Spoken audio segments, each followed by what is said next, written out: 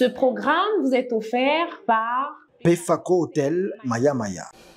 Légendes urbaines, un programme radio-télévisé devenu un rendez-vous culte pour les inconditionnels du hip-hop et même au-delà dans l'espace francophone.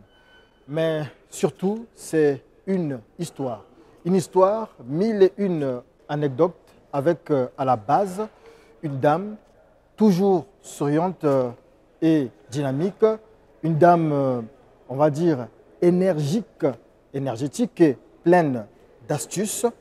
C'est une passionnée de culture, une militante de première heure du mouvement hip-hop en France, une icône des musiques urbaines en Afrique.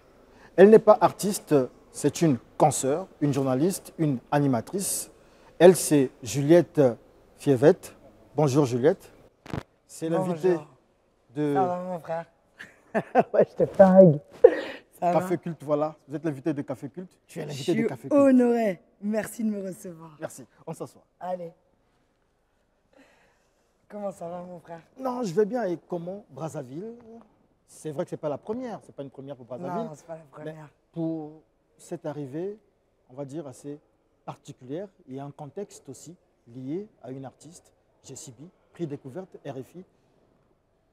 Comment ça s'est passé? C'était merveilleux, c'est assez incroyable à chaque fois Brazzaville. C'est peut-être la 8e fois que je viens, pour 8 raisons différentes. Cette fois-ci, c'était pour la remise du prix découverte de 2023, décerné à JCB. C'est hyper symbolique, parce que, tu sais, le prix découverte, c'est pas la CAN. C'est pas une histoire de pays, c'est une histoire de talent, vraiment. Jessie a quelque chose de complètement différent. Quand on est amoureux du rap et du hip-hop, ce qui est ton cas, on sait que, tu sais, on va dire, dans notre jargon à nous, on va dire, elle découpe. Elle déchire. Elle tue. Et tu te dis, voilà, un talent qui peut faire un parcours à l'international sans problème.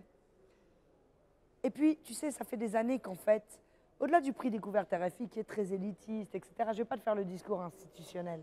On est là pour se parler à cœur ouvert.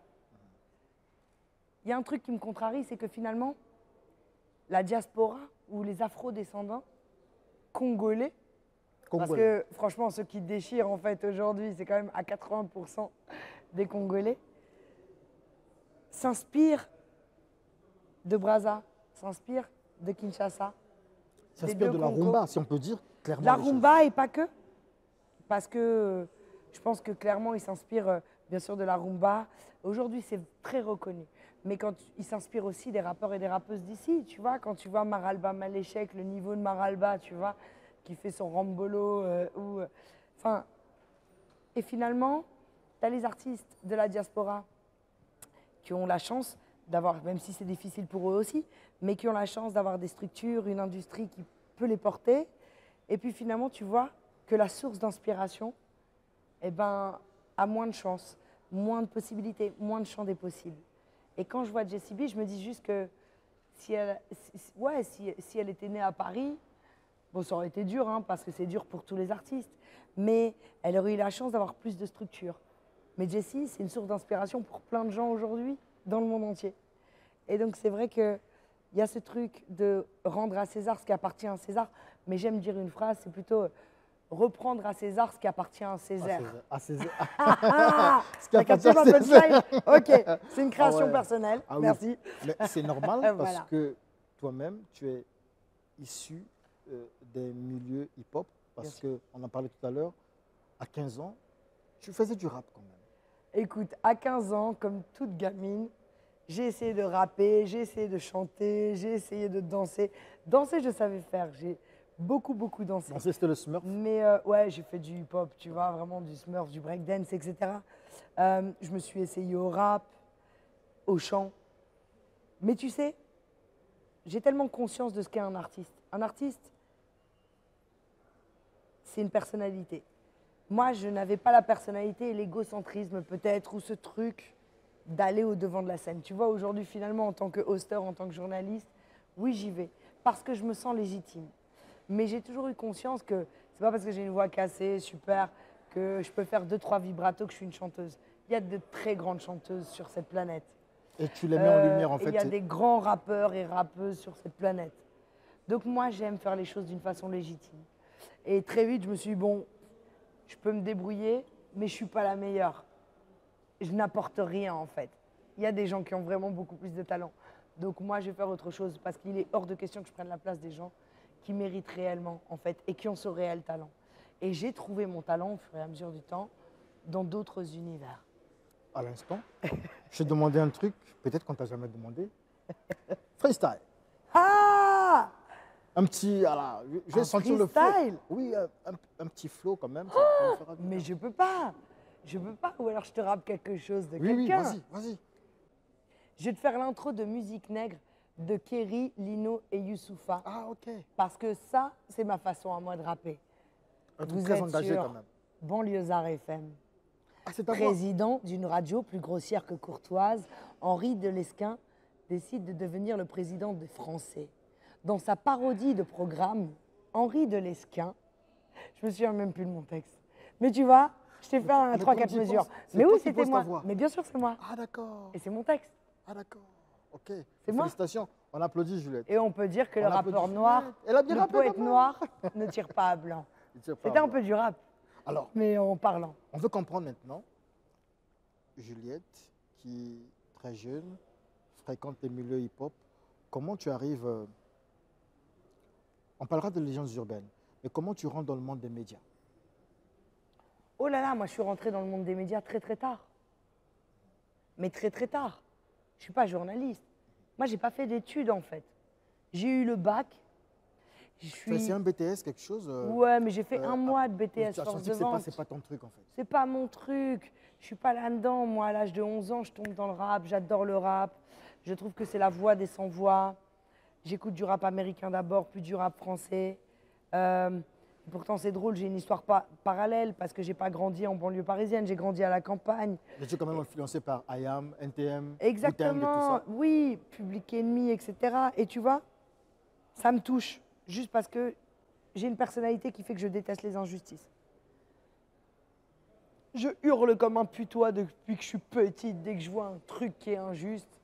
Mes parents me passent leur vie à me dire calme-toi, calme-toi. T'es pas Nelson Mandela, fais doucement, tu vois. Mais c'est vrai que j'ai ça en moi. Et enfin, quand j'ai découvert le rap, j'ai découvert une forme de musique qui dénonçait des choses et qui disait tout haut ce que je pensais tout bas. Et c'est vrai que j'ai fait, voilà, bac, ok. Et puis, je me suis dit, je veux aller dans la musique. Mes parents m'ont dit, bon, bah, t'es gentil, mais si t'arrêtes l'école, soit tu trouves un travail, soit tu restes à l'école. Mais tu restes pas à la maison sans rien faire. Et donc, je suis partie à l'âge de 18 ans. Et j'ai trouvé un travail. J'ai d'abord travaillé dans une salle de concert. Je te cut a long story short, tu vois, parce que c'est très long. Je viens du Moyen-Âge, frérot. Donc l'histoire est longue. Ouais. Ton émission, elle va faire 4 heures. Si je te raconte toute ma vie. Mais j'ai d'abord travaillé dans une salle de concert à Lille où on organisait des énormes festivals hip-hop, où on a fait passer le Wu-Tang Clan, Pharcyde, Beatnut. Je sais que tu as toutes ces refs. Tout le rap français, mais c'est l'époque justement de NTM, IAM, Mafia Quinfri, Raga Sonic, etc. 113, tu vois. Et en fait, tous ces artistes m'ont dit, mais fais-nous un peu de promo dans le nord de la France. C'était à Lille.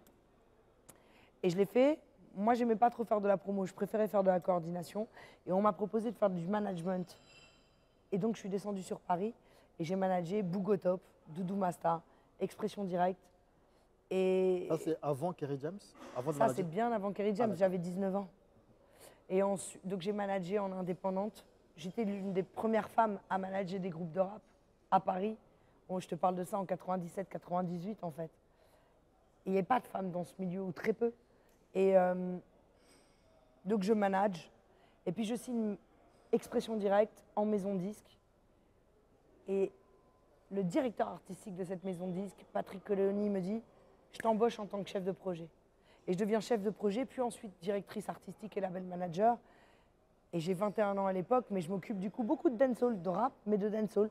Et je me suis occupée de la famille Marley, de Shaggy, de Sean Paul, mais aussi de Papa Wemba, paix à son âme. Des Kassav. Ouais, travaillé avec eux, beaucoup avec Jacob, paix à son âme encore une fois. J'ai travaillé sur Premier Gaou, Magic System. Ah bon? j'ai vraiment découvert, je connaissais la musique africaine. Quand tu es en France et que tu viens de la diaspora, concrètement, tu grandis avec, bah, la rumba, le dombolo. Enfin, ça n'a pas de secret pour nous. On a grandi. J'étais aujourd'hui avec un des membres de mon équipe qui n'avait jamais fait l'Afrique subsaharienne, mais qui est parisien. Il m'a dit, mais je suis au Congo, mais quelque part. Je suis pas dépaysée en fait, parce que je me rends compte que j'ai grandi avec des Congolais. Tu vois. Donc en fait, il y a tellement de similitudes. C'est pas comme si tu arrivais au Japon en fait. Tu vois ce que je veux dire? Où là, d'un seul coup, tu es perdu. C'est un peu le même environnement. Artistiquement parlant, musicalement parlant. Ouais, mais pas que. Dans la gastronomie, dans le vocabulaire. On a tous grandi avec des Congolais, avec des Ivoiriens, avec des Camerounais, avec des Marocains. Tu vois, on est quand même si les choses vont mal en France en ce moment, quand même, ça fait peur. Mais globalement, on a tous grandi avec la culture africaine, en grande partie. Et donc voilà, bon, je m'égare, je te fais des digressions, on va falloir t'habituer, parce que moi, je fais beaucoup de digressions dans mes trucs. Mais je te suis quand même. Mais effectivement, donc voilà, mais j'ai découvert la musique africaine, j'ai travaillé avec Taboulé Rochereau, j'ai travaillé avec beaucoup de gens, et c'est vrai que, voilà, je suis devenue label manager. J'ai fait ça pendant des années. J'ai monté ma société qui s'appelait Influence Musique. Ça, c'était en 2006. Ça n'existe plus? Ça n'existe plus, non, parce que tu sais pourquoi? Je m'occupais de Lil Jon, Ying Yang Twin, Pitbull, enfin de gros artistes internationaux. Je faisais du management, Brick and Lace, Shaggy, Sean Paul. Je faisais le management d'artistes internationaux pour les pays francophones dans le monde. Mais il fallait, quand tu es boss d'une société, gérer des salariés. Et moi, je peux gérer tous les artistes, mais je ne sais pas gérer des salariés. Je ne sais pas gérer des gens qui me demandent de faire une liste. Les fiches de paye. Merci beaucoup. Ah oui, ça c'est Merci Pefaco, madame. Pefaco Hotel qui nous offre. Team Pefaco. Et Merci voilà, beaucoup. avec en tête Alex. Alex, le meilleur d'entre nous. Mais, alors déjà, tu me parles des fiches de paie. Allez voir l'expert comptable, j'avais l'impression de passer mon baccalauréat. Tellement je suis nulle en chiffres. Et ensuite, moi, je suis un être libre. Et j'ai confiance en les gens. Et tous les boss que j'ai eus dans ma vie m'ont fait confiance. Il ne faut pas me dire arrive à telle heure. Ou fais ça, fais ça. Moi, tu me donnes un objectif. Et parce que tu me fais confiance, je vais faire en sorte de donner 2 fois plus. Mais tu te rends compte que les gens, ce n'est pas comme ça en majorité. Et tout le monde, et c'est pas, je ne dis pas qu'il y a un fonctionnement qui est meilleur que l'autre. Je dis juste que les gens aiment bien avoir un cadre. Et moi, je ne sais pas fliquer les gens, tu vois. Je ne sais pas faire une liste le matin, rayer la liste le soir pour être sûr que tu as fait le truc, voir si tu as été honnête. Je ne sais pas faire ça. Moi, je ne suis pas juge, je ne suis pas policière. Ce n'est pas mon job. Autrement, j'aurais fait ce travail. Et j'ai eu jusqu'à 10 salariés. Et faire le management de salariés, c'était un problème pour moi. Donc j'ai fermé la société pour ces raisons-là. Et c'est ça qui est important aussi, c'est que dans un parcours, tu sais, on parle toujours de la réussite, rarement des échecs, alors qu'en fait, tu as une réussite, 10 échecs. Et tu dois avoir 10 échecs avant d'avoir cette réussite. Et il faut valoriser ces échecs. Parce que ces échecs te permettent de savoir ce en quoi tu es bon, ce en quoi tu n'es pas bon. C'est comme quand tu me demandes de rapper ou de chanter. J'ai essayé, c'était un échec. J'ai même pas, mais j'ai pas essayé professionnellement. Je me suis regardée dans une glace et je me suis dit, ok, c'est pas pour toi. Mais il faut tout essayer pour savoir ce en quoi tu es bon ou pas bon.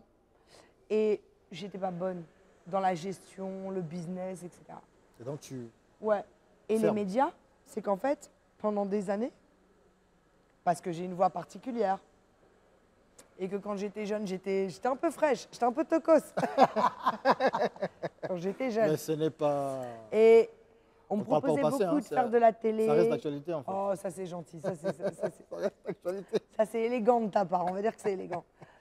On me proposait de faire de la télé, de la radio, mais sans avoir l'opportunité de proposer mon propre contenu. Et donc ça ne m'intéressait pas parce que je n'ai pas l'ego d'être en avant. Comme ça, pourquoi? Présenter des kilos de tomates. Mais il y a plein de gens qui peuvent le faire. Présenter la météo, bah c'est super. Mais moi, si je suis en avant comme ça, c'est pour donner le fond. Mon fond à moi, en tout cas. Et Claudie Siard rachète à l'époque Tropic FM. Tropic FM, ouais. Et il me dit, Juju, que je connais depuis très longtemps, Claudie, fais une émission en direct, fais tes classes, apprends. Et donc je crée d'abord une émission qui s'appelle Strictly the Best, où je passe de la musique, mais cette musique est un prétexte pour parler de sujets sociétaux, de sujets humains. La musique est un prétexte pour plein d'autres choses. Et je fais mes classes et très vite je le rejoins sur RFI. Et puis après j'enchaîne sur les médias. Mais tu vois, à la base, moi je suis autodidacte. J'ai pas fait d'études pour être manager, j'ai pas fait d'études pour être chef de projet ou directrice de maison de disques ou directrice d'entreprise ou journaliste. J'ai juste toujours appris. Je les ai pas en moi. J'ai appris au fur et à mesure et je crois que je me suis évertuée à travailler 10 fois plus que n'importe qui pour pouvoir faire mes preuves et me sentir légitime. Tu connais le concept du syndrome de l'imposteur? C'est quoi? C'est le fait de se sentir, tu sais, il y a souvent, les gens qui se sentent légitimes, c'est souvent les gens, sur deux là comme ça, un peu pédants, c'est souvent des gens qui finalement sont un peu des arnaques en fait. Tu vois, ils font beaucoup de postures, il n'y a pas grand chose dans le fond. Un peu des mythos. Les gens, ouais, les gens souvent honnêtes, ils essaient de faire 10 fois plus. Quand tu es une femme par ailleurs, on va pas mentir, et une femme racisée, je sais qu'ici vous me voyez comme une Mundélé, mais moi dans mon pays en France, moi je suis métisse. Donc on ne me voit pas du tout comme une blanche. Donc je suis femme, racisée, même si le mot n'est pas juste parce que blanc c'est une race aussi. J'ai beaucoup plus d'obstacles. Et donc tu dois travailler 10, 20 fois plus que les autres. Que les autres pour prouver. Et comme tu es dans une espèce d'humilité, parce que tu n'as pas les diplômes qui vont avec. J'ai pas fait d'école de journalisme. Donc tu as un peu le syndrome de l'imposteur en se disant oh, bah, qu'est-ce qu'il faut que je fasse pour atteindre le niveau des études que je n'ai pas faites? Et en fait, il te faut des années avant d'admettre que, bon, ça y est, qu'est-ce que tu as fait ton équivalence en pratique. Et toi, qu'est-ce que tu as fait? J'ai bossé. Simplement. J'ai bossé dur. Et encore jusqu'à aujourd'hui. D'accord. Et donc, tu es avec Claudie dans Tropique FM. Finalement, tu te dis, porté par la liberté, tu veux être libre, tu crées ton concept, ouais. Légende urbaine. Pourquoi? Je crée Légende urbaine. Tu as fait du rap, Ed. Tu viens du rap. Tu connais le hip-hop, tu en as fait. C'est dans ton cœur. Tu sais à quel point dans le monde entier, on nous a vus et jusqu'à aujourd'hui, parce que même si je ne fais pas de rap, c'est mon ADN, c'est moi, c'est ma vie, comme des voyous, comme des moins que rien, comme des... Tu vois? Je comprends.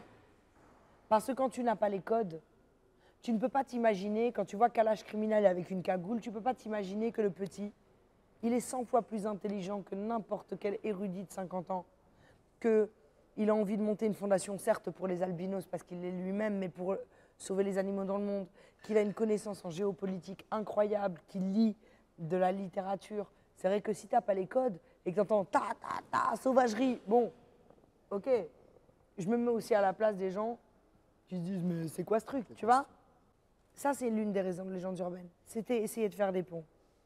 Mais après, quand je vois que Booba remplit le Stade de France sans aucun journaux télévisés, quand Nino remplit 2 stades de France en moins de 7 heures, quand Jul remplit un Stade de France et le stade à Marseille en moins d'1 heure et qu'il y a plus d'1 million de personnes sur la liste d'attente, et que tout le monde se refuse à en parler dans les journaux télévisés. On est en 2024 ou en 2023.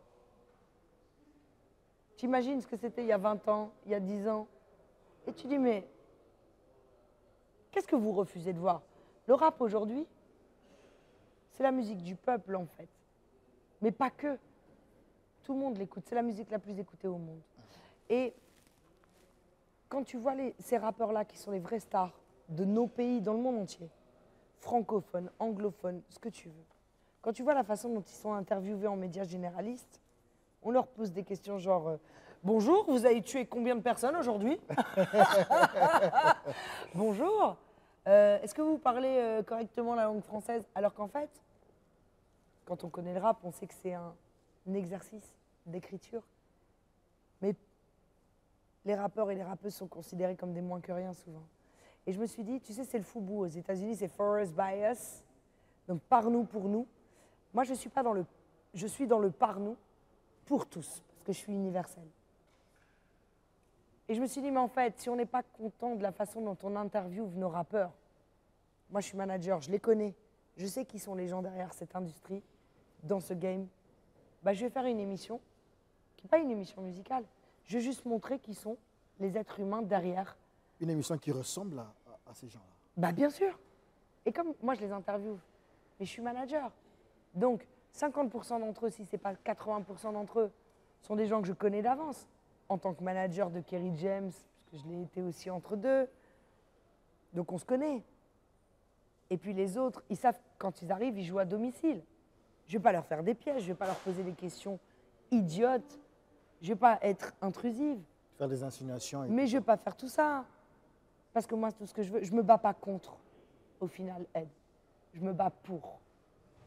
Il y a tellement de médias, ça n'est que ça, qui veulent faire du buzz, du clash, de la polémique, pour essayer d'avoir 300 000 vues sur TikTok. Sérieusement. Tu sais, c'est le concept du colibri, chacun fait sa part. Et en fait, tout le monde veut la lumière. Et les gens sont prêts à tout pour avoir la lumière. Et surtout, y compris faire du négatif. Moi, je me suis dit, c'est pas grave, ça va prendre plus de temps. Mais moi, je veux montrer le positif. Parce que le positif, c'est 80% en fait. Mais on nous montre que les 20%. Ça fait combien de temps aujourd'hui, les gens urbaines? 6 ans. 6 ans. Est-ce que tu te dis que l'objectif est atteint? Les objectifs sont jamais atteints. Tu vois? Tu es satisfaite quand même? Voilà, c'est ça l'histoire. C'est que tu sais, tu as des objectifs et puis en fait, au fur et à mesure où tu atteins tes objectifs, tu es déjà sur d'autres objectifs. Tu connais l'histoire. Il faut avancer. J'ai envie de plein d'autres choses. Et j'espère que Légendes urbaines ira encore plus loin. Mais j'ai beaucoup de gratitude. Envers qui? Envers beaucoup de choses. Envers le fait que je ne suis pas boulangère, tu vois. Une boulangère ou un chauffeur de bus, à la fin de la journée, on ne l'applaudit pas pour lui dire bravo. Moi, je suis journaliste. Hein. À la fin de la journée, on m'appelle pour me dire bravo. Déjà, gratitude. Ensuite, tu vois, j'arrive à Brazzaville, par exemple, je rencontre les gens pour qui j'écris. Tu sais, moi, je suis toute seule à écrire, de A à Z l'émission, toute seule dans mon coin. J'ai peur à chaque introduction en me disant pourvu que je vais être juste. Je passe des jours et des jours à écrire. Et j'essaie d'envoyer du love. Et quand tu as la chance de rencontrer les gens pour qui tu le fais, et qui te renvoient encore plus d'amour. Tu fais des bios en fait sans les connaître. Ouais, mais c'est du travail. Mais tu vois, dans la gratitude, c'est ça. C'est te dire, waouh, c'est une chance dans les objectifs. Je voulais, moi, déplacer Légendes urbaines avec mon équipe et aller voir les gens un petit peu partout et les rencontrer parce que c'est nos supporters. C'était l'un de mes rêves, tu vois. Je peux te dire que le concert de Jessie B et les enregistrements de Légendes urbaines en public à Brazzaville, ça a clairement fait partie de l'un de mes rêves. Et c'était la première fois qu'on sortait avec le logo Légendes urbaines, avec mon équipe. Ça, c'était un de mes rêves. Mais je suis déjà à d'autres étapes encore, parce qu'il faut toujours penser à plus loin. Ton plus grand rêve, c'est quoi? Je sais même pas. Tu sais ce que c'est mon plus grand rêve? Je te jure que c'est vrai. J'ai des envies, j'ai envie de faire plein de trucs. Moi, tu sais, je suis une kermesse. Tous les gens qui me connaissent en off, c'est vrai que Légendes urbaines, je suis très posée. Mais parce qu'en plus, avec moi, ces je suis belles là intros que pour, j'aime. J'aime les intros. Merci, mon frère. Parce que je travaille tellement dur sur ces intros. Je passe 4 jours, tu sais, au moins pour écrire ces 3 minutes. Je travaille vraiment beaucoup, beaucoup. Mais c'est normal, en fait. C'est les gens qui ne travaillent pas, qui sont dans l'anormalité, tu vois. C'est pas l'inverse. Il faut, encore une fois, resituer les choses. Mais on est dans un monde de dingue. Dire bonjour, merci aux gens, c'est devenu un truc genre, oh, la personne est polie, on le remarque. Mais si on remarque, c'est que les gens sont tous des cinglés, en fait. C'est que maintenant, les gens, ils se bousculent, ils se manquent de respect. L'inversion des valeurs. Tu vois? C'est l'inversion des valeurs. Mais travailler, c'est normal, en fait, tu vois? J'ai des objectifs. J'ai envie de m'amuser, j'ai envie de faire plein de choses. Mais tu sais, c'est pas un rêve. Mais la chose qui me tient le plus à cœur, je te jure que c'est vrai, je ne sais pas quand l'univers reprendra mon âme, mais je veux juste me dire que j'aurais servi à quelque chose. Aussi petite que mes actions puissent être, je ne sais pas. Je ne suis pas mégalomane, je ne vais pas changer la planète. Mais mon rêve, c'est ça. C'est de me regarder dans le miroir, dans mon dernier souffle, et de me dire, bon, Juju, t'as été utile. Moi, je veux juste être utile. Vivre pour les autres. Mais pour moi-même aussi, tu vois, faire des choses, mais être utile. Tu vois, je trouve qu'on doit tous être utiles. D'accord. À soi-même et aux autres. Nous avons un ami en commun. Ah, Tu le connais? je pense qu'on en a plus qu'un. Mais je pense que tu me parles d'Alex. Ah, d'accord, nous savons bien. Ah voilà, ah oui, Alex Becher. Grand monsieur. Ah oui, un grand monsieur parce Grande âme. il fait beaucoup pour la culture dans ce pays. C'est un passionné d'art, c'est un passionné de culture. Tu vois le décor? Tu as remarqué vois. là, les C'est statuettes? sublime. Ça, c'est le Royaume Congo, si je ne me J'adore. trompe pas, ça doit être le Royaume Congo. C'est sublime. Ça doit être aussi des Basques, Poumou, du Gabon, etc. Il fait beaucoup pour la culture. Comment tu l'as connu, Alex? On s'est rencontrés grâce à Mario Digé qui dirigeait Ah, Mario l'Institut Digé. français, Je l'ai rencontré hier, Mario Digé. qui est ma sœur. On a co-managé Kerry ensemble.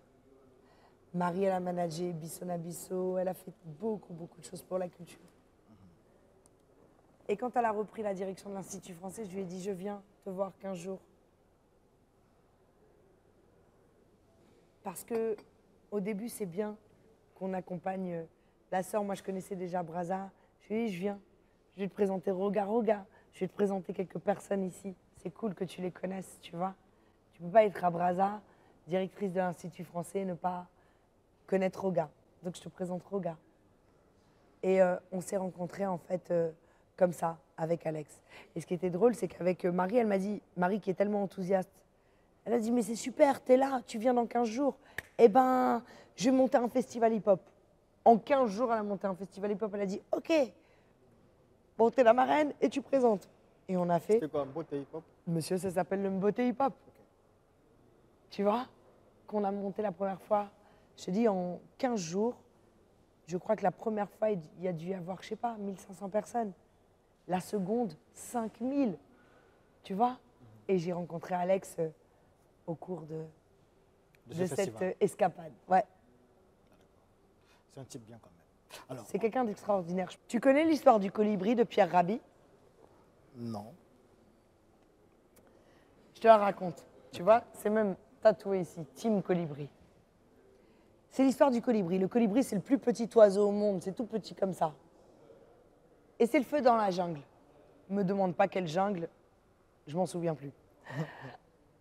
Et tous les animaux royaux, tout ça, les éléphants, les tigres, les girafes, les lions, courent pour se sauver du feu, vont vers la rive, au bord de la mer, tu vois, pour échapper à cet incendie. Seul le colibri, lui, fait des allers-retours. Il prend des toutes petites gouttes d'eau dans son bec, dans la mer, et il fait des allers-retours pour essayer d'éteindre le feu dans la jungle. Mais tu vas faire quoi en étant petit comme ça? Et il fait 200 allers-retours. Et puis au bout d'un moment, il se brûle les ailes et il s'épuise. Et il réussit tant bien que mal à revenir au bord de la rive et il est en train de mourir et d'agoniser. Et là, tu as le lion qui regarde le colibri et qui lui dit « Mais enfin, petit colibri, tu pensais, toi, là, petit, comme tu es là, que tu allais pouvoir éteindre le feu dans la jungle. » Et le colibri regarde le lion dans son dernier souffle et dit « Je savais que je ne pouvais pas éteindre le feu dans la jungle. Mais moi, au moins, j'ai fait ma part. » Et ça, c'est une histoire qui m'inspire depuis toujours. Parce qu'en fait, il ne faut pas être un lion, un tigre, un éléphant pour changer les choses. Il ne faut pas être riche, il ne faut pas être en place pour faire sa part. Tu peux être un tout petit colibri. T'imagines si tout le monde avait éteint, tout le monde avait fait sa part, les éléphants, tout ça, bah le feu dans la jungle serait éteint. Mais sauf que personne ne prend sa responsabilité. Tout le monde rejette la responsabilité sur les autres. Un peu comme on dit que si tout le monde balayait devant sa porte, la rue serait propre. Exactement. Mais faire sa part, ça veut dire peut-être aider une personne âgée qui a besoin d'aide pour aller faire les courses. C'est aider quelqu'un à déménager. C'est donner de soi en fonction de ses moyens. On peut changer les choses. Moi, j'ai une théorie, je pense même, ça va plus loin que ça. C'est qu'en fait, tu sais aujourd'hui, le temps qu'on passe sur nos téléphones, sur les réseaux sociaux, si on passait 20 minutes hein, dans une journée, consacrée à quelqu'un d'autre qu'à nous-mêmes, pour le bien d'une personne. Chaque jour, tu dis, moi aujourd'hui, je me concentre sur Ed. Je prends 20 minutes pour essayer de le connecter avec X, Y, Z. Je vais prendre 20 minutes pour m'occuper de Chantal demain. Et que chacun faisait ça. Tu penses qu'on ne changerait pas les choses? Si, on changera. Ça, c'est le concept du colibri. C'est faire sa part. Et tu vois, Alexandre, c'est un colibri. C'est un boss colibri. Il m'a dit, Juju, depuis des années, il m'a dit, viens ici, viens faire des émissions, Légendes urbaines. C'est un panafricaniste. Il est français. Il vient ici, il respecte la culture des gens. Il n'est pas là pour donner des leçons et expliquer que ailleurs c'est mieux, etc., etc. Il ne respecte Au pas contraire, seulement, il propose. il respecte, il propose et il partage. Et en fait, c'est comme ça qu'on doit se comporter. C'est comme ça quand on a un colibri. Et si je pouvais parler d'Alex, mais de toi aussi, tu vois, à travers ton émission et ton équipe, bah, vous faites votre part. Vous êtes des colibris. Parce qu'en fait, on se plaint, mais on se plaint de plein de trucs. Mais avant de se plaindre, il faut faire et faire sa part. Merci beaucoup. Alors, on parlait de passé, Ouais, de Bisson Abisso. bien sûr. Tu as parlé quand même aussi, tu as évoqué des difficultés liées à l'éclosion du hip-hop, à l'officialisation, à la déghettoisation du hip-hop. Mais lorsque je regarde, on a eu des MC Solar au niveau de la France, par exemple. Ce sont des précurseurs. Ils ont su quand même imposer C'est l'un des rares. leur art. Quel miracle ils ont fait.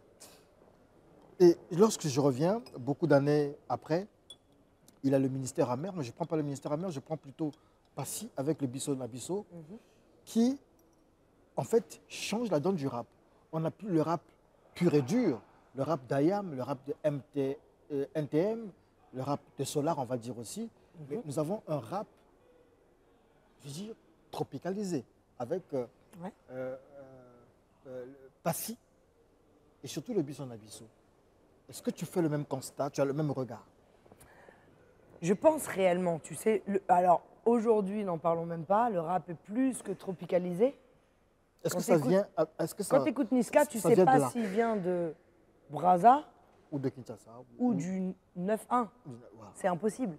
Quand tu écoutes NASA, tu ne sais pas s'il est né ici à Brazzaville ou à Paris. C'est impossible de faire la différence. Quand tu écoutes Gims, il reprend des mélodies de Taboulé Rochereau. Et c'est normal pour tout le monde, en fait, tu vois.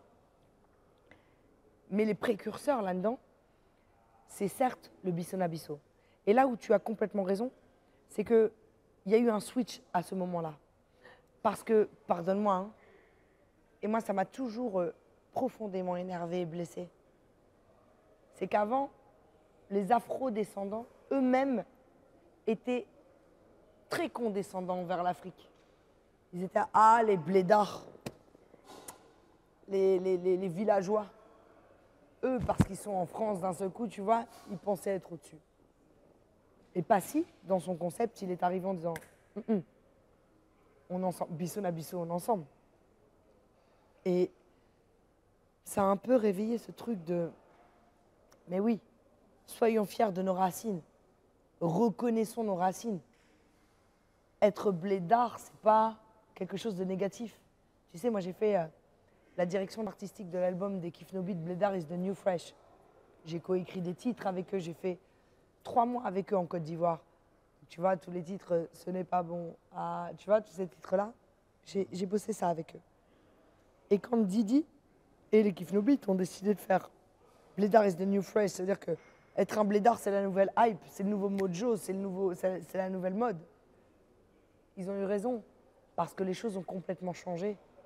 Mais Passy a été le précurseur là-dessus.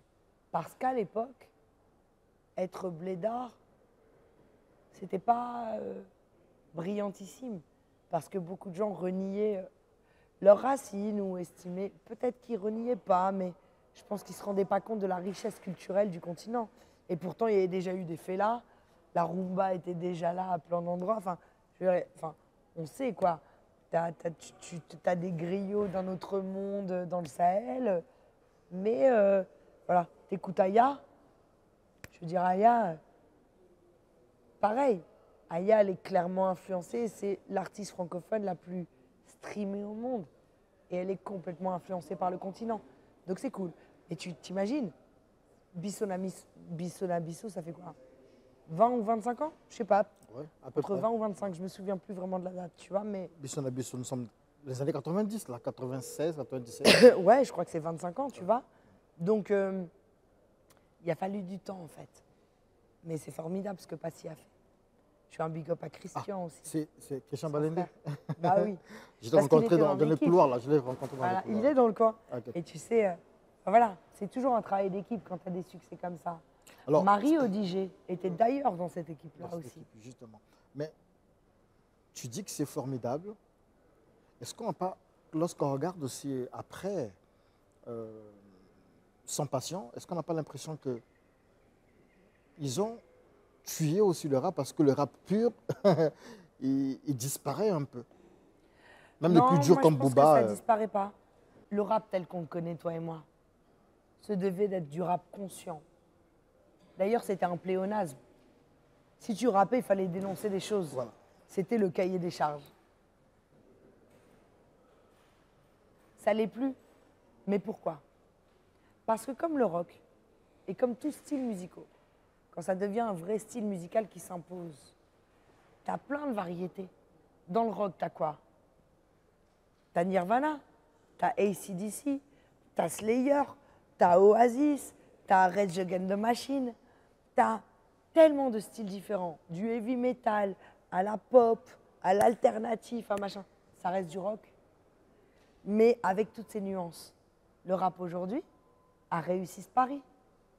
Tu as le rap conscient, tu as la drill, tu as la trap, tu as les bangers, le commercial, la musique de chicha. Tu as tout ça. Ça reste du rap, Mais le rap mais qui est conscient, dans est-ce une qu'il- grande le diversité. rap conscient, est-ce qu'il porte encore? Malheureusement, non, pour plusieurs raisons. Lequel? Les auditeurs, déjà. C'est simple, hein. Tu vois bien que faut pas rêver, hein. Les gens, ils veulent faire des vues sur TikTok, en fait. Tout le monde veut être star. Tout le monde, nanana. Donc, en fait, le rap conscient. Mais en même temps, il y a une raison aussi à ça. C'est qu'est-ce que ça a changé? Regarde en France. Jordan Bardella est au max de son game. Le Front National, le Rassemblement National est au max de son game. Kerry James a fait des titres comme Lettre à la République. Youssoupha, Ayam, Medine. Il y a eu plein d'artistes qui ont fait des choses. On a fait des marches, on s'est bagarré. Ça a fait quoi? Ça a changé quoi? Ça n'a rien changé. Il n'y a pas d'impact. Regarde aujourd'hui où on en est. Les petits ont compris que la politique, c'était aussi économique. Et que finalement, moi, je respecte énormément mes frères. Tu sais, j'étais manager de Kerry. Mais les petits, les plus jeunes, se disent, attends, moi, je vais faire de l'argent. Parce que quand tu as de l'argent et que tu as une société et que tu es bankable, d'un seul coup, il n'y a plus de couleur, il n'y a plus de religion, il n'y a plus de pays, il n'y a plus d'ethnie, il n'y a plus tout ça, en fait. Tu vois? Le racisme ou l'inégalité, elle n'existe plus. Donc quand Nino devient multimillionnaire, et c'est pas le plus inconscient, Nino il est extrêmement conscient, mais il n'est pas en train de dénoncer. Il doit vendre. Et c'est pas qu'il doit vendre, c'est qu'aujourd'hui le petit, Nino là, multimillionnaire, il a plus de poids que n'importe quel rappeur conscient pour changer les choses. Et attention, c'est pas un discours capitaliste, hein. C'est juste dire que les petits se disent que finalement, faire de l'argent, entreprendre, avoir sa propre société, être indépendant, finalement, c'est plus militant, c'est tout aussi militant. Ils ont raison. C'est tout aussi militant que militer à travers des textes. Et tout le monde a raison, dans l'absolu. Mais je comprends l'évolution de ça aussi. C'est qu'en fait, nous, on s'est bagarré pendant des années. Tu le sais, j'en ai fait partie vraiment de toutes ces bagarres. Mais quand je vois, je te dis, je te parle de la France, hein, qu'aujourd'hui, Jordan Bardella, c'est l'homme politique le plus populaire sur TikTok. Et que les discours du Rassemblement national, de Zemmour et tout ça, c'est cool. Et que 60% de la France, ou 50% de la France, ou 30%, mais même 40%, je ne sais plus, je ne veux pas dire de bêtises, d'hérésie journalistique, mais que autant de gens en France, surtout avec l'histoire de la France, quand même, osent être racistes ouvertement, bah tu dis, ok, peut-être qu'en fait, finalement, les petits, ils ont raison d'arrêter d'aller marcher dans la rue. Il faut toujours y aller. Ou de faire des textes conscients. Je trouve qu'il faut toujours le faire. Mais je ne blâme pas les gamins. Je ne blâme pas Kobalade, qui vient de chez vous aussi, qui décide de faire des trucs un peu banger, clac, clac, clac. Parce que Koba, il fait de l'entertainment. Mais qui te dit que Koba, il ne fait pas de l'humanitaire derrière? Qui te dit qu'en fait, finalement, il ne nourrit pas des familles avec ses sociétés, avec son argent? Il le fait aussi. Le 21e siècle, on peut même dire le 20e siècle, depuis le 20e siècle, l'humanité vit certains mots. Tout à l'heure, tu parlais de la question de racisme. Les problèmes liés à l'environnement de la femme. On a beaucoup d'engagement. Lorsqu'on regarde les textes d'hier, on va du côté des États-Unis, le Wu-Tang, une musique engagée. Lorsqu'on regarde, peut-être, j'ai envie de dire, la mafia Confri aussi, texte engagé. Lorsqu'on revient ici chez nous, à une époque, Warrior for the Peace, un peu des groupes et tout ça, c'était l'engagement. Le rappeur, c'est celui qui disait les choses, c'est celui qui dénonçait, mais tu as raison aussi d'évoquer certains aspects de ceux qui aujourd'hui regardent l'aspect commercial, l'aspect drill et tout ça. Mais est-ce que lorsque les rappeurs se taisent, ce n'est pas laisser aussi la voie libre à amplifier ces mots-là que je citais tout à l'heure? Donc tu me cites Einstein qui dit « Le monde ne sera pas détruit par ceux qui font le mal, mais par ceux qui regardent sans rien faire. » Évidemment. Mais justement, réussir sa vie, construire une industrie autour de soi, nourrir des gens avec un mindset qui fait que tu n'oublies pas d'où tu viens. Ne pas oublier tes racines. Est-ce que c'est rester passif? Non. Est-ce qu'il faut forcément se battre contre? Est-ce que se battre pour les siens, ça n'est pas aussi une forme de militantisme? C'est ça la question. Militantisme intelligent. Tout est intelligent. Chacun fait sa méthode. Mais est-ce que se battre contre, jeter des pierres contre la matrice, est-ce que c'est la seule et unique solution? Est-ce que parfois il ne vaut pas mieux investir la matrice, démanteler ou régler les vices, aller sur de nouveaux paradigmes, les boulons, faire preuve de nuance? Parce qu'il faut toujours faire preuve de nuance. Les extrêmes ne sont jamais bons. Il faut faire preuve de nuance, de juste milieu. Il n'y a pas de solution.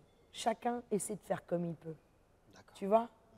Et en fait, je ne crois pas que ces gamins qui racontent tout et n'importe quoi dans des textes, mais qui finissent par nourrir 25 familles, sont des personnes qui ne font rien en fait. Tu comprends? Ils font. Et il y en a beaucoup qui font de l'humanitaire, qui ont des fondations, qui font des orphelinats et ils disent rien. Et tu les vois, tu te dis c'est qui ces idiots là en train de... Et en fait finalement ils ont fait plus que tous les mecs qui sont conscients.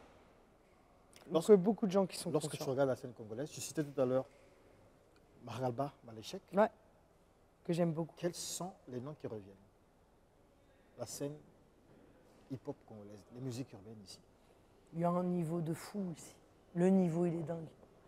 Enfin, franchement, je te parle de Maralbam, mais enfin, tu vois, il y a Waye, il y a Nick Sozai, enfin, tu vois, même les nouveaux, les petits, Kossar et Flatboy, Zuko, il y a des blés, enfin, non, mais attends, il y a une énergie, il y a un truc, et puis en fait, il y a un truc naturel de ça danse en même temps, ça machin, c'est des mélodies aussi, ça rappe, mais ça chante machin. Le T'en as phénomène plein. MC Baba aussi. Mais oui, MC Baba, beaucoup de gens m'en ont parlé. Tu sais, beaucoup de gens étaient là, genre, encore une fois, mais pourquoi t'as pas invité? Parce qu'en fait, je fais une émission qui est supposée faire 17 minutes sur France 24.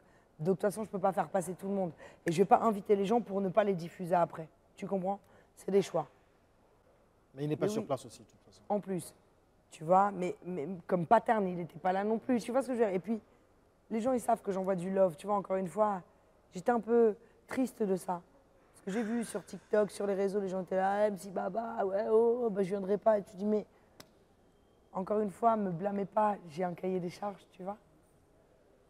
Mais la force du rap congolais, c'est que ça rappe dans les règles de l'art telles qu'on les connaît, mais ça intègre la musique traditionnelle congolaise et les codes congolais qui inspirent le reste du monde. Tu vas en Jamaïque, c'est des Congolais, hein. Tu vois ce que je veux dire?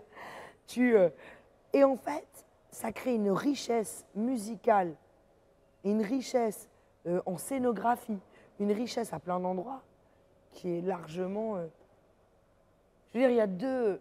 alors, les Ivoiriens, ils sont pas mal là. Le rap ivoire, là, ça arrive. Ivoire, hein. justement, j'allais te Ça poser la arrive. question, justement. Mais C'est à peu près la même chose, non? c'est différent. Le rap ivoire est fort, évidemment, parce qu'eux, ils prennent, tu vois, le coupé-décalé, beaucoup, tu vois, dans leur truc, un peu de zouglou. Donc, ils font aussi ce mélange-là. Le punchline, de l'humour, etc. Punchline, voilà, avec la particularité de l'humour ivoirien et des tournures de phrases qui sont très drôles. Mais je pense aux Nigérians. Quand tu vois qu'aujourd'hui, c'est Beyoncé qui demande un featuring à Burna Boy et non l'inverse, quand tu vois Omalé, Rima, Ayra Star, tu dis waouh, je suis fier. Quand tu vois la Mapiano, encore une fois, c'est-à-dire la Mapiano, carrément, ça part dans un game de Ibiza où tu as tout l'Occident qui adore l'électro, la deep house, qui écoute en fait la musique tanzanienne, sud-africaine, tu vois. Et tu dis waouh. La Renaissance africaine aussi. Renaissance. Renaissance africaine, Renaissance. par la musique. Est-ce qu'elle est morte un jour? S'il y a une renaissance? Je crois pas. Est-ce qu'il y a une latence? Je suis pas sûre. D'accord. Nous sommes à la fin de cet entretien. Et passons parler. Passons Je suis désolée. Passons Je suis parler, désolée de te passons couper, parler mais- du phénomène section d'assaut. Mhm. Le groupe est allé en flèche, Mhm. en flamme, etc. Et puis plus rien. Mhm. Le seul qui semble résister ou persister sur le chemin, rester d'actualité, c'est Gims. Mhm. Qu'est-ce, en tant que journaliste, en tant que leader justement dans ce domaine des musiques urbaines, comment tu commentes l'arrêt des activités de section d'assaut? Frérot, les Spice Girls n'ont pas tenu. L'être humain, c'est difficile d'être en groupe. La notoriété est une chose difficile à gérer. Chacun va la gérer à sa façon. C'est mon grand frère Claudiciard qui me disait un truc. Écoute bien celle-là. La notoriété te pousse à deux choses. Soit à l'extrême égocentrisme et narcissisme, soit à l'extrême humilité. D'accord? Chacun gère les choses en fonction de ce qu'il est. Quand on dit l'argent change les gens, ou le pouvoir change les gens, ça ne les change pas. Le succès change déjà. Ça les révèle. Ça ne fait que révéler ce qu'ils sont dans le fond. Quand tu es en galère, que tu n'as pas d'argent et que tu ne sais pas comment manger, tu ne peux qu'être humble. Quand tu brilles, c'est là où on voit qui tu es vraiment. D'accord? Et quand tu brilles, eh ben, tu as deux choix. Soit péter un câble, soit faire preuve de gratitude et remercier l'univers et toutes les personnes que tu croises et être encore plus humble que tu ne l'aurais été en temps normal. Ok? C'est un choix. Dans un groupe, en l'occurrence la section d'assaut, mais je te dis, les Spice Girls, les Beatles, les Rolling Stones, enfin tu vois, bah t'as plein de personnalités. Et t'as ceux qui choisissent la voie de l'humilité, t'as ceux qui choisissent la voie de l'égocentrisme et de l'orgueil. Et du coup, forcément, au bout d'un moment, ça pète. Ça explose. Ça explose. Tu vois? Et puis, tous ces artistes sont des artistes qui, individuellement, ont des inspirations. Et forcément, je pense que d'une façon générale, quand tu es artiste, tu as aussi envie de t'épanouir. Parce que quand tu es artiste, dans un groupe, tu fais beaucoup de compromis. Tu as ton couplet, tu dois faire attention à l'ego de l'autre, etc. Donc parfois, tu as juste limites, envie, en fait, ouais. tu es très limité. Donc parfois, tu as aussi envie de faire des carrières solo, ce qui s'explique. Mais ce qui fait péter tous les groupes, dans tous les styles musicaux, c'est vraiment ça. Tu remarques que c'est la notoriété qui fait qu'en fait, c'est la différence de gestion de chaque membre de la notoriété. Tu as ceux qui sont humbles, tu as ceux qui se la racontent, tu as ceux qui machin. Et du coup, bah, c'est difficile à gérer. Et tout le monde essaie de tenir pour des raisons économiques. Et au bout d'un moment, les gens disent, bon, On devait donc féliciter des groupes ou des duos comme Magic System, Yodé et Siro. Ils tiennent quand même le coup. Ils ont traversé. Bien sûr. Et Yodé Siro, gros big up à eux. Mais grand big up à Magic System. Et grand big up à Asalfo. Parce que c'est un chef de tribu, Asalfo. Asalfo, il n'a jamais lâché ses gars. Et les gars sont là, sont des gars très intelligents. Tu les vois là. La vie, on fait jamais. Ils sont tous super brillants, les gars. Ils savent tous extrêmement bien ce qu'ils font. Mais tu vois, c'est resté. Mais c'est un cas hyper isolé. Hyper en isolé, fait. justement. Vraiment, tu parlais des Kassav tout à l'heure. Kassav aussi, tu vois. C'était ça. Mais c'est très rare. C'est une forme d'intelligence, vraiment. Merci beaucoup, Juliette. On t'appelle Juju, voilà. Alex, Mais elle j'espère t'appelait bien que tu m'appelles Juju. Juju. Bah oui. C'est Le pas comme phénomène- si on se connaît pas. Le phénomène Fally Ipupa. Ça te dit? Il a cassé quand même les codes. Du cap. Aigle. Aigle. On Aigle. dit pas aigle, mais aigle. Aigle. Tocos. C'était un plaisir Non, de non, Fally, te Fally, grand recevoir respect à ici. Fally. Et Très, très grand respect à Fally. Fally et moi, on s'est connus il y a peut-être, très honnêtement, ouais, 15-16 ans. Le parcours de Fally est Impressionnant. incroyable. Mais tu sais, ça tient certes à son talent. Mais Fally, écoute bien, hein. L'esprit d'écoute. Pourquoi il en est là, Fally? Ed, c'est moi qui t'interviewe. Pourquoi il en est là, Fally, Ah, moi, selon j'ai toi? Selon Donne-moi moi, les 3 raisons pour lesquelles Fally est là.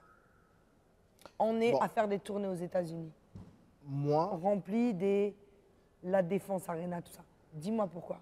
Et moi, je te réponds après. d'accord. Pour moi, je n'ai qu'une seule réponse. Je pense qu'il s'est laissé guider. C'est ce que je peux dire. Hein. Il s'est laissé guider, simplement. Je ne veux pas te désavouer, hein, mais je te désavoue un peu.